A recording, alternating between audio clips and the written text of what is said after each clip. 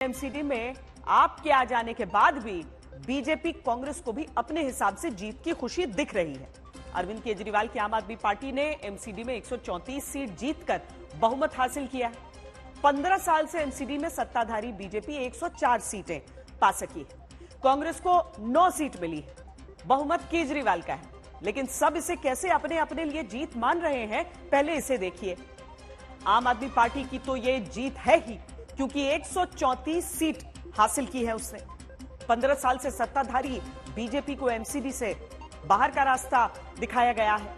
विधानसभा के बाद अब एमसीडी में भी केजरीवाल की पार्टी का शासन आ गया है, लेकिन बहुमत से दूर रही बीजेपी नतीजों में अपनी जीत देखती है, जो दावा करती है कि केजरीवाल की तरफ से 20 सीट बीजेपी के आने के दावे के मुकाबले उनकी पार्टी ने 5 गुना ज्यादा सीटें हासिल की हैं। बीजेपी इस हिसाब से भी अपनी जीत मानती है, क्योंकि केजरीवाल सरकार में करप्शन के आरोपी 3 मंत्रियों के इलाके में आम आदमी पार्टी को झटका लगा है। बीजेपी इस हिसाब से भी इसे अपने लिए जीत मानती है कि विधानसभा चुनाव के मुकाबले वोट शेयर केजरीवाल की पार्टी का गिरा है, लेकिन बीजेपी का वोट शेयर बढ़ा है। 15 साल तक कभी दिल्ली में लगातार शासन करने वाली कांग्रेस भले ही अब विधानसभा के बाद एमसीडी में झटका खाती आ रही है, लेकिन उसे भी आज के नतीजों में जीत नजर आती है। अब वजह क्या है? वजह यह कि विधानसभा के मुकाबले कांग्रेस का वोटर शेयर जो है वो 8% तक बढ़ा है। कांग्रेस जीत महसूस करने वाला ये चश्मा भी लगा रही है कि मुस्लिम वोट उसे एमसीडी में खूब मिला है, और एमसीडी की 8 माइनॉरिटी वाली सीटें कांग्रेस ने जीती हैं। अब सबके नजरिए तो आपने देख लिए, इसके विपरीत भी एक राजनीतिक अर्थ आज के नतीजों का है, जिसे कोई भी दल अपनी तरफ से नहीं देखना चाहता। दोनों नजरियों की दस्तक देखकर आप सही अर्थ खुद तय करिए। सबसे पहले आम आदमी पार्टी की बात, जिन्होंने दिल्ली की मिनी विधानसभा यानी एमसीडी में मिली जीत को भ्रष्टाचार के आरोपों के खिलाफ मुहर बताना शुरू कर दी। I love you too.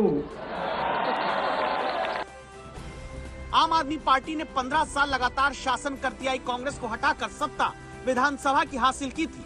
अब 15 साल से एमसीडी में सत्ताधारी बीजेपी को हराकर कब्जा कर लिया।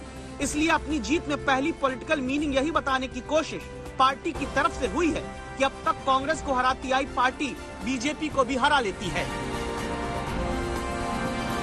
भाजपा के लोगों के मन में एक ही दर्द रहता था।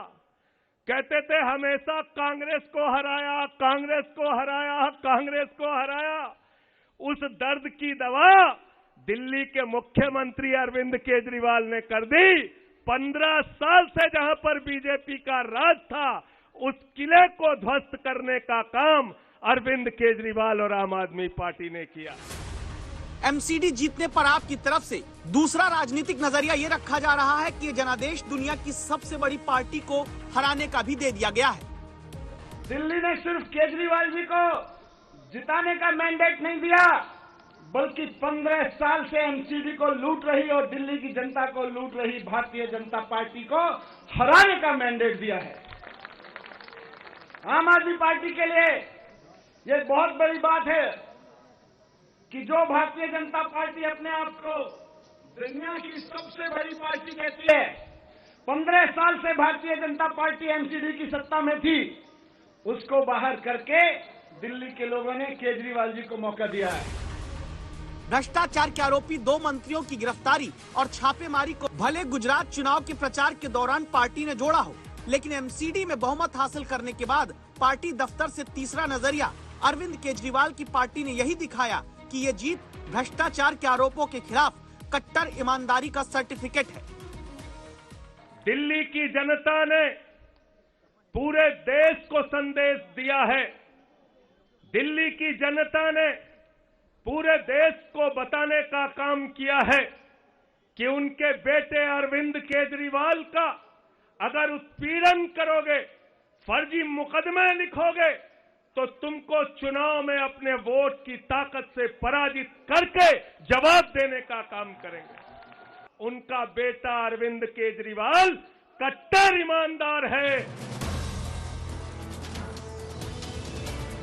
नतीजों के बाद जीत के जश्न में डूबे कार्यकर्ताओं के सामने हालांकि पार्टी दफ्तर की बालकनी से किसी भी नेता ने आज मनीष सिसोदिया और सत्येंद्र जैन का नाम नहीं लिया, लेकिन विजय मिलने के बाद चौथा नजरिया पार्टी की तरफ से यही रखा गया कि दाग के आरोपों के मुकाबले पार्टी तो शरीफों की है। हम शरीफों की पार्टी है, हम अच्छे लोगों की पार्टी है। जब भी कोई आम आदमी पार्टी वाले को देखे तो उसके मन में श्रद्धा जागनी चाहिए, उसके मन में एक रिस्पेक्ट होनी चाहिए, आम आदमी पार्टी वाला है। हमें कोई कितना भी उकसाए, हमें गाली गलौज नहीं करना, हमें नेगेटिव राजनीति नहीं करनी। 10 साल पुरानी पार्टी कार्यकाल में दिल्ली में हुए 7 चुनावों में तीसरा चुनाव है जहां अरविंद केजरीवाल की पार्टी ने सीधे बहुमत हासिल किया, लेकिन ये नतीजे जैसे दिखते या दिखाए जाते हैं, बात सिर्फ इतनी नहीं है। लोग कहते हैं बात निकलेगी तो दूर तलक जाएगी।